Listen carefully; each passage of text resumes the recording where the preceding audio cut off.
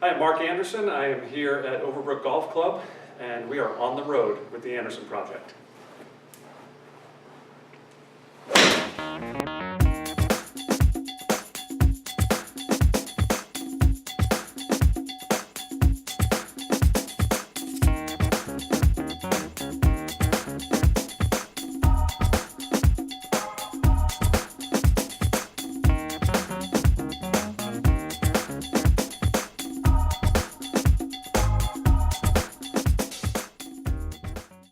So I'm here at Overbrook Golf Club in their new golf room with my good friend Eric Kennedy, who's a golf professional here. Good to see you. Eric, thanks for having me here. Love the room.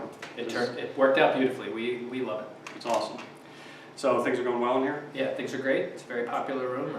Very, very popular in the winter, as you can imagine. Okay. No, it's nice to have, we have our new room at Penn, and we both know how important it is to practice in the winter time. So I stop by from time to time. Eric and I talk about golf swings, and stopped by this morning and turned into a little impromptu Anderson project. But we're talking about some ground forces, and Eric has been watching some of my episodes. But I have. I've been really interested in Mark's progress. I've been following each of his episodes, and I noticed that recently he's kind of hit a little bit of a stall when it comes to working on his transition, which is obviously very difficult when you go from lefty to righty, working on your transition. So I told him that I'd love to take a look. I have a real serious interest in using your feet better and the ground force, and using the ground and ground forces. So we thought it would be a good opportunity for us to discuss it and see if it would help. So we're going to take a look. Eric's going to talk a little bit about what we were talking about. So let's take a look. When we first took a look at Mark's golf swing, I watched his progress from lefty to righty. And one of the things that seemed to appear is that his lower body motion was a little stagnant. That meaning that as he was swinging the club back, it didn't seem to be doing a whole lot, and it was just maintaining his balance is all it was doing. It kind of felt like what you see in most really good dynamic golf swings is that you see them use their feet and ground properly. And Mark gave the impression when he was swinging that he was swinging almost on what we discussed as like a frozen pond, where if you swung to the top, it might look powerful, but the moment you started to use your feet, you'd fall on your face. So what we tried to do is get his footwork a little more dynamic, which would hopefully set up a better transition sequence. So one of the things we discussed was getting a little bit earlier on his right side. On his right side. Your lefty-righty gets me confused, Mark.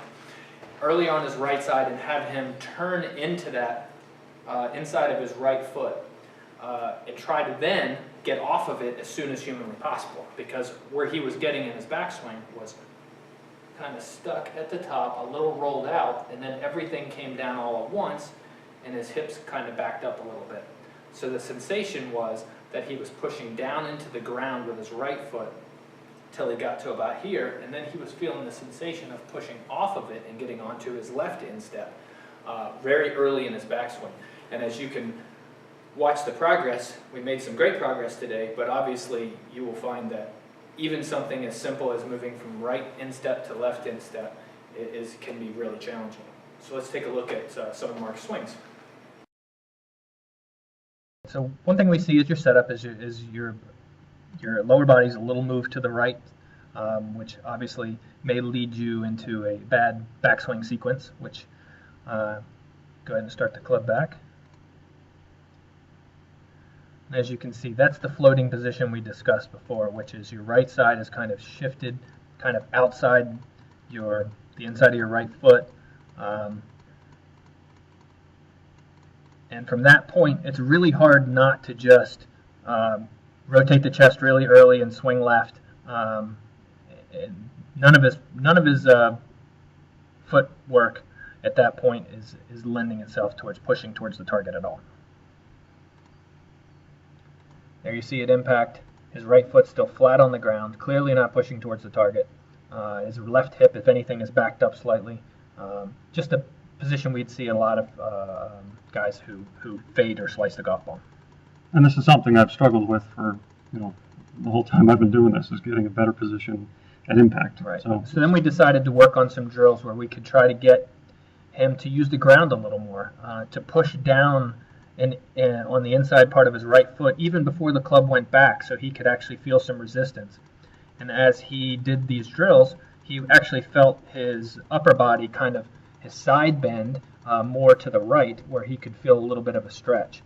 Now, in a perfect world, he would marry that together with a little bit of a push off even further towards the target. But as you can see with that little arch there, he's getting some, where in the earlier swing he got none at all. So obviously much better, but like anything, he's going to need to exaggerate this quite a bit just to feel anything at all. All in all, really good work. So one of the great tools that I have seen on the market is the orange peel, which allows him, it's kind of a concave thing that you can stand in that actually helps you both push your weight off of your right side and help you post up on your left side. Right now, Mark needs to focus mostly on getting off, and as you can see, that's his ideal Ben Hogan impact position there. The right heel's working towards the target. His hips have moved forward. He's retained his, side bend. It looks much better through the ball. Has obviously moved quite a bit of his lower body pressure onto his inside of his left foot. Beautiful golf swing. Yeah, that was the best I think I've looked coming through impact there. I just love how far I'm off that line there. Yep. Something I've struggled with. That really helped out. I like that training. Yeah, that's great. So let's look at the last drill here. Eric gave me a great drill here to put it all together. So tell me about this drill. So last year Mark came and he wanted me to take a look at his left-handed golf swing, and one of the issues that he had at that point was he felt like he was having a little bit of a power outage. What it seemed, though, his transition sequence with his left-handed swing was also in need of a little bit of work. So at the top of his swing, his upper body and lower body were both starting down simultaneously. So what we tried to do is get him to do this early step drill, which takes some practice because, as your arms and body are swinging to the right, the lower body's moving forward, which gives him the dynamic sequence that we're looking for. And dynamic is what we got, because we went from a swing speed of 78 to 80, and on this very first step drill, got all the way up to 90 miles an hour, which is great. You can see his right foot's off the ground, his knees kicked in, everything's moving forward. Be pretty easy to assume that the center of his pressure on is now inside his left foot instead of inside his right foot. And his head stayed centered. Beautiful golf swing, and one to build on. And I just love how much I am off of that line there. Yeah. And I really felt like I was moving so much faster with my lower body while my upper body was still going back. Yeah. That was the amazing feel. I think it's a great drill for anybody, and as Mark does this drill more and more, he will just get better and better at it. So there you have it. So thank you, Eric. I had a lot of fun today. That was great. So we're going to keep working on that and see how much better I can get. Tune in next time on the Anderson Project.